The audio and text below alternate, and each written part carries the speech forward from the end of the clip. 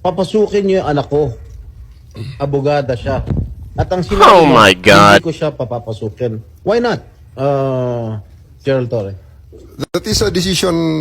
That is a decision. That is my call, sir. That is my decision. Considering that Okay. he had already been assisted by 3 lawyers all throughout Okay. that time, sir. And gabi na ho yun, sir. The request was Ano? made at around mga 9 o'clock na, sir. 11 hours Gerald after Torre, ganito, the ha? first arrest. Tanggalin mo na yung titulo ni Inday Sara. Kalimutan mo na siya na Vice President siya.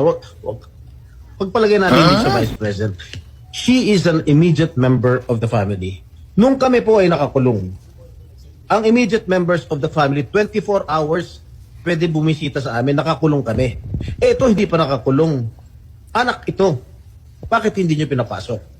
Maliban doon, is this not a violation of papasukin nyo? Hindi nyo pinapasok. Abogado yun eh. Actually, sir, Exactly. first to answer the question of Senator Estrada, sir. I have told the President that they can visit him at his detention facility because at this time, the order of the day is to load him into a plane. So that's what we endeavored to do, and that's what happened, sir. Ano niya bibisitahin yung tatay niya sa Netherlands? Hindi naman dito tinray eh. Hindi naman dito kinasuhan. Oh my Ibang God. bansa eh. Oh, bakit hindi niyo man lang binigyan ng kortesiya yung anak na isang abogada na magkukonsulta?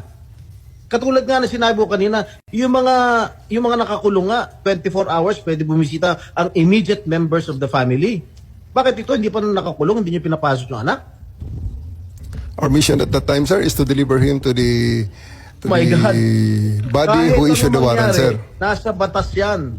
Nasa batas yan, General. Immediate members of the family, lawyers,